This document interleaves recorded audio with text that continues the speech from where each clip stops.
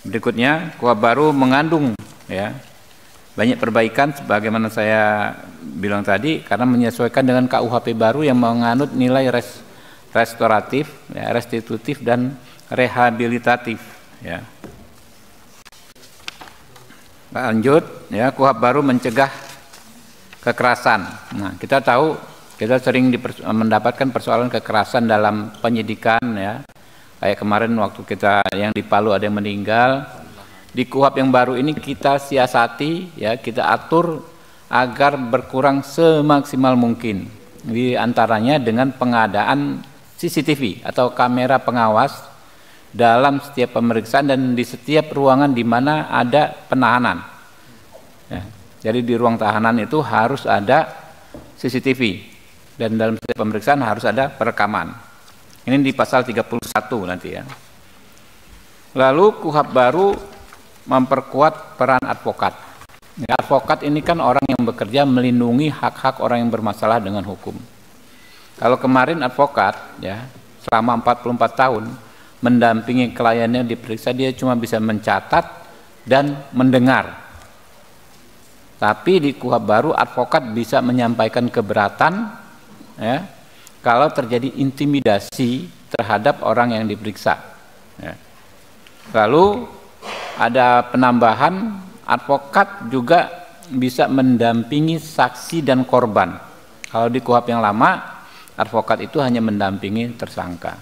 Banyak perkara, misalnya ya ada 15 orang mahasiswa demo misalnya, bentrok, dia tangkap, gitu kan? Kalau zaman dulu ini ya, semua diperiksa sebagai saksi dulu. Jadi nggak bisa didampingi advokat, baru terakhir sebagai tersangka. Kalau sekarang saksi pun harus didampingi advokat, gitu loh. Lalu yang paling penting juga KUHP baru memaksimalkan restoratif justice. Kami bikin satu bab khusus restoratif justice. Jadi mulai penyidikan, penuntutan sampai persidangan bisa di restoratif justice kan. Jadi intinya restoratif justice itu kan bagaimana penyelesaian perkara dengan orientasi pemulihan kerugian korban. Bukan semata-mata menghukum si pelaku dengan melibatkan korban dan pelaku. Jadi kalau ada misalnya dalam pidana tertentu ya, ada kesepakatan antar korban dan pelaku, restoratif justice bisa dihentikan. Kita contoh dulu kasus pidana ibu-ibu yang dituduh ngambil coklat itu ya, ngambil coklat. Kakek Samirin. Ya, kakek Samirin, nenek apa gitu ya. Ya. Ambil kayu gitu kan, ngambil pisang, kan kecil. Tapi kalau menurut aturan yang lama memang harus diselesaikan sampai sidang, nggak mengenal perdamaian pidana kan.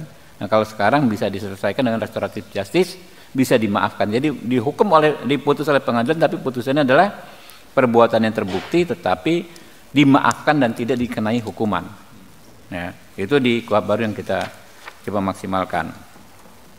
Hal lain, kami membuat pengaturan di KUHP baru ini soal hak-hak kelompok rentan, perempuan, difabel ya, kemudian orang lanjut usia.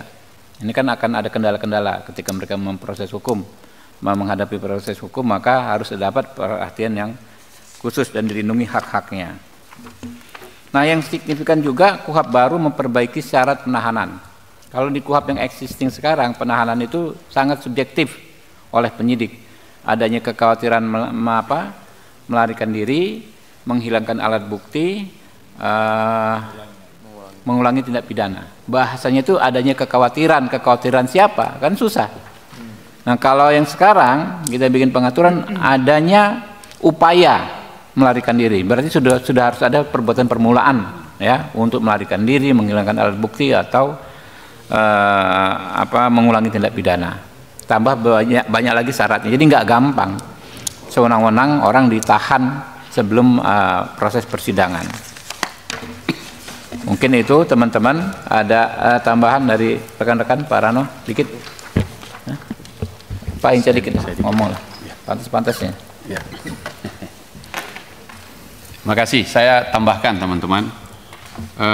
Ini adalah komitmen Komisi 3 yang secara terbuka menyampaikan ke publik untuk memaknai meaningful participation ini untuk membahas sebuah rancangan undang-undang. KUHP ini sangat penting bagi kita semua sebagai bukti konkret Indonesia negara hukum. Karena itu, engine utama memastikan negara hukum ini salah satunya adalah KUHP yang baik ini. 44 tahun sudah berlangsung, tentu sudah layak untuk kita perbaiki. Karena itu, Komisi 3, di bawah pimpinan Komisi 3, beberapa minggu ke depan ini kami akan turun ke dapil masing-masing. Karena itu selain hari ini untuk kami sampaikan draftnya, semua publik bisa mengakses, kami atau paling tidak saya kembali ke dapil saya akan bertanya kepada masyarakat, siapapun dia, tentang pengalamannya yang pernah dialaminya. Sehingga dengan demikian kita punya banyak lesson learned, pelajaran masa lalu yang kita coba dengarkan dan adopsi untuk melengkapi pikiran-pikiran yang sudah disiapkan oleh DPR RI.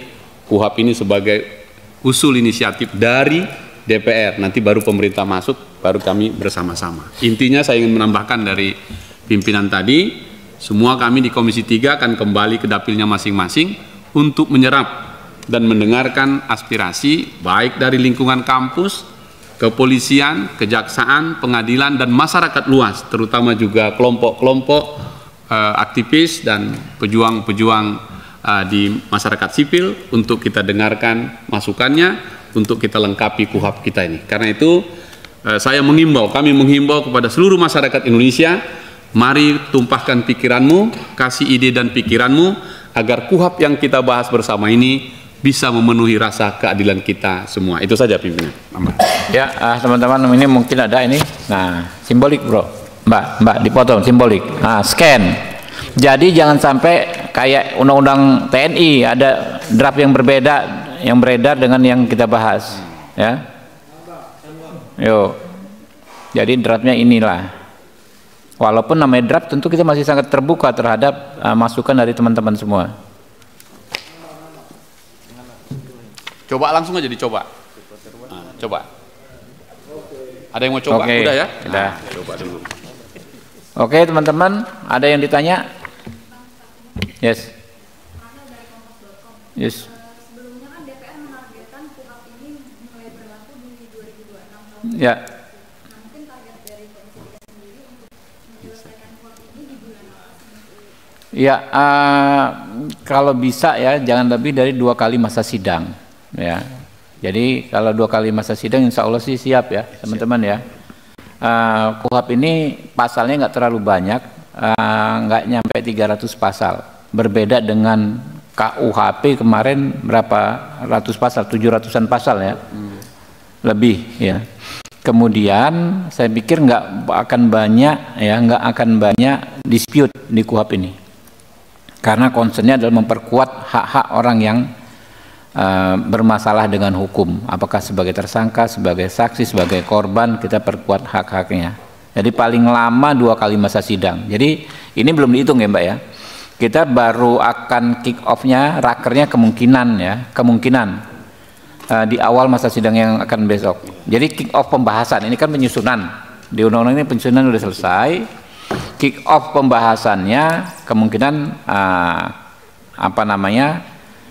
awal masa sidang besok, karena ini kan sudah mau libur lebaran teman-teman ya, tinggal berapa hari. Tapi kalau teman-teman komisi nanti menyepakati, kami akan mengadakan rapat sirkuler raker awalnya ini minggu ini, nggak apa-apa juga, nggak ada masalah. Jadi paling lama 2 kali masa sidang, kalau bisa 1 kali masa sidang besok sudah selesai, kita sudah punya KUHP yang baru. Oke teman-teman ya. Terima kasih, pokoknya masukan kita tunggu terus ya. Yuk.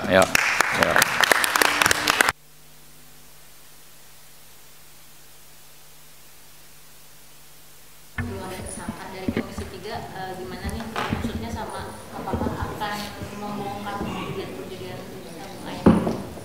Ya kalau kami lihat ya, saya lihat tadi di media online katanya sudah mengaku ya nembak oknum TNI ya. Ya kita dorong untuk ditegakkan hukum apa adanya, karena zaman sekarang nggak akan ada yang bisa ditutup-tutupi ya. Siapapun pelakunya harus bertanggung jawab, dan kalau memang ada terbukti dengan perencanaan, maka kami sangat mendukung dalam kasus ini diterapkannya hukuman mati ya kepada pelaku, karena keji sekali, Mbak. Saya kan orang situ, saya orang Lampung, kebetulan waktu KKN itu saya di Waikanan ya.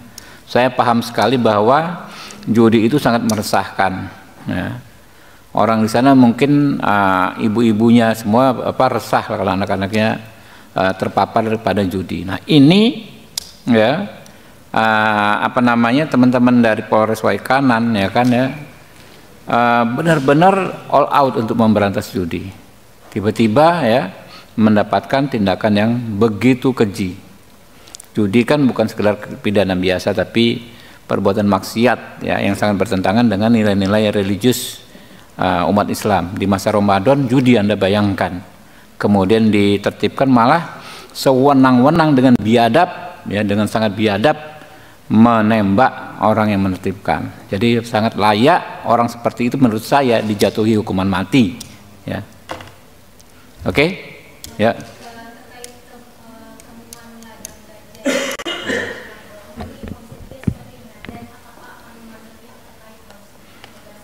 Ya, temuan ladang ganja kami juga baru tahu dari media. Kami punya jalur komunikasi ya, lancar komunikasi kami dengan pihak Polri ya, kami selalu berkomunikasi dan saya sudah meminta kepada LO Polri ya, Brigadir Jenderal Didi apa namanya itu?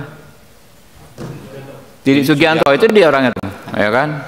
Brigjen Didi untuk menghubungi Polri agar dalam waktu paling secepatnya memberikan laporan tertulis kepada kami terkait kasus ini. Ya, itu dulu ya teman-teman ya. Ya, kasih.